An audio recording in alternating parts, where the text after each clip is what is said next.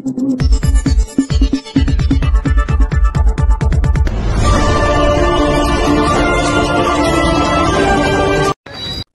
জননেতা মাওলানা আব্দুল হামিদ খান ভাসানীর ৪৯তম ওফাত বার্ষিকী আজ। দিবসটি উপলক্ষে টাঙ্গাইলের সন্তোষে নানা কর্মসূচির আয়োজন। দর্শক, শীর্ষ সংবাদে স্বাগত। শুনছিলেন শিরোনাম। আমাদের সহকর্মী মাহবুব সুমনের তথ্য ও ভিডিও চিত্রে এবার বিস্তারিত। আপনাদের সাথে আছি আমি সাবিনা আফরিন। আফ্রো এশিয়া ও লাতিন আমেরিকার মেহনতি মানুষের অধিকার আদায়ের পথিকৃৎ মজলুম জননেতা মাওলানা আব্দুল হামিদ খান ভাসানীর ৪৯তম ওফাতবার্ষিকী আজ সোমবার ১৭ নভেম্বর। বঙ্গীয় এই দ্বীপে আওয়ামী মুসলিম লীগের প্রতিষ্ঠাতা সভাপতি মাওলানা ভাসানী ১৯৭৬ সালের এই দিনে ঢাকার পিজি হাসপাতালে চিকিৎসাধীন অবস্থায় মৃত্যুবরণ করেন। তাকে টাঙ্গাইলের সন্তোষে দাফন করা হয়।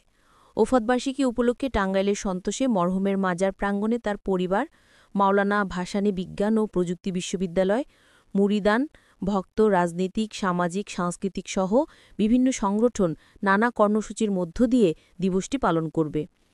মাওলানা ভাসানীর ৪৯তম ওফাতবার্ষিকী উপলক্ষে সোমবার ১৭ নভেম্বর তার মাজারে বিএনপি সহ বিভিন্ন রাজনৈতিক দল, সামাজিক সাংস্কৃতিক সংগঠন ও ব্যক্তি পর্যায়েও পুষ্পস্তবক অর্পণ করবেন। কিছুদিন আগে থেকেই মাওলানা ভাসানীর ভক্ত, অনুসারী ও মুরিদানরা সন্তোষে এসেছেন।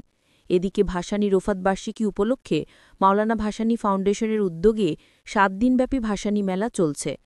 মঙ্গলবার ১১ নভেম্বর সন্ধ্যায় টাঙ্গাইলের পৌর এলাকার সন্তোষ মাজার প্রাঙ্গণে ৭ দিনব্যাপী ভাসানী মেলা ২০২৫-এর উদ্বোধন করেন মাওলানা ভাসানী বিজ্ঞান ও প্রযুক্তি বিশ্ববিদ্যালয়ের উপাচার্য ড মোহাম্মদ আনোয়ারুল আজিম আখন্দ।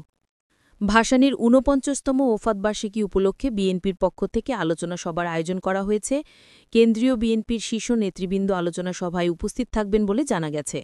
বিএনপি প্রচার সম্পাদক সুলতান সালাউদ্দিন টুকুসহ অন্যান্য নেতারা বক্তব্য রাখবেন। দিবসটি উপলক্ষে টাঙ্গাইল শহরের কেন্দ্রীয় শহীদ মিনার প্রাঙ্গণে বাংলাদেশের বিপ্লবী ওয়ার্কার্স পার্টির জেলা শাখা আয়োজিত গণঅভ্যুত্থান ২৪ পরবর্তীতে বর্তমানেও বাংলাদেশে মাওলানা ভাসানীর প্রাসঙ্গিকতা শীর্ষক আলোচনা সভার প্রধান অতিথি থাকবেন বাংলাদেশের বিপ্লবী ওয়ার্কার্স পার্টির সাধারণ সম্পাদক সাইফুল হক। সভাপতিত্ব করবেন জেলা শাখার সভাপতি সাইফুর রহমান রেজা। সঞ্চালনা করবেন বাংলাদেশের বিপ্লবী ওয়ার্কার্স পার্টির নেতা আওয়াল মাহমুদ। সভায় বাংলাদেশের বিপ্লবী ওয়ার্কার্স পার্টির নেতারা বক্তব্য রাখবেন। মাওলানা ভাসানী ফাউন্ডেশন ও খোদা-ই খিদমাতগারের আয়োজনে মাওলানা ভাসানীর ওফাতবার্ষিকী উপলক্ষে প্রতি বছরের ন্যায় দেয়াল পত্রিকা প্রকাশ, ওরস, স্মরণসভা, গণভোজসহ ৭ দিনব্যাপী নানা কর্মসূচির আয়োজন করা হয়েছে। দর্শক, দেশ ও বিদেশের সংবাদ জানতে আমাদের চ্যানেলটি লাইক ও শেয়ার দিয়ে আমাদের সাথে থাকুন। এদিকে বিএনপির ভারপ্রাপ্ত চেয়ারম্যান তারেক রহমান বলেছেন, মাওলানা ভাসানীর অবস্থান ছিল শোষণের বিরুদ্ধে ও শোষিতের পক্ষে। অধিকার আদায়ে তিনি সর্বদা এদেশের মানুষকে সাহস জুগিয়েছেন তার নির্ভীক ও বলিষ্ঠ নেতৃত্বের দ্বারা। তার হুঙ্কারে অত্যাচারী শাসক ও শোষক গোষ্ঠীর মসনদ কেঁপে উঠত।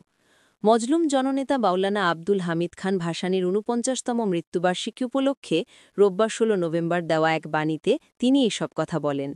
বিএনপির সিনিয়র যুগ্ম মহাসচিব রুহুল কবির রিজভীর স্বাক্ষরে পাঠানো বাণীতে তারেক রহমান মাওলানা ভাসানীর স্মৃতির প্রতি গভীর শ্রদ্ধা জানান এবং তার বিদেহী আত্মার মাগফিরাত কামনা করেন। বিএনপির ভারপ্রাপ্ত চেয়ারম্যান বলেন, মাওলানা ভাসানী আমাদের জাতীয় ইতিহাসে এক অবিস্মরণীয় ও গুরুত্বপূর্ণ নাম। সাম্রাজ্যবাদ, উপনিবেশবাদ ও আধিপত্যবাদ বিরোধী সংগ্রামের প্রবাদ পুরুষ মাওলানা ভাসানী ব্রিটিশ বিরোধী আন্দোলন থেকে শুরু করে উপমহাদেশের নিপীড়িত নির্যাতিত মানুষের পক্ষে আপসহীন ও সাহসী নেতৃত্ব দিয়েছেন। তিনি দেশমাতৃকার মুক্তির পথপ্রদর্শক হিসেবে চিরস্মরণীয় হয়ে থাকবেন। বিএনপির ভারপ্রাপ্ত চেয়ারম্যান তারেক রহমান বলেন, অসহায় মানুষের ন্যায্য অধিকার আদায়, গণতন্ত্র, মানবাধিকার এবং স্বাধীনতা সার্বভৌমত্বের সুরক্ষায় মাওলানা ভাসানী সবসময় আমাদের প্রেরণার উৎস হয়ে থাকবেন। তার অগাধ দেশপ্রেম, দেশ ও জাতির স্বার্থ রক্ষা এবং গণতন্ত্র ও মানবতার শত্রুদের বিরুদ্ধে প্রতিবাদী হতে যুগ যুগ ধরে আমাদের অনুপ্রাণিত করবে। তার আদর্শকে সঠিকভাবে অনুসরণ করতে পারলেই আমরা আমাদের অভীষ্ট লক্ষ্যে পৌঁছাতে সক্ষম হব। শীর্ষ সংবাদে আমাদের সাথে থাকার জন্য ধন্যবাদ।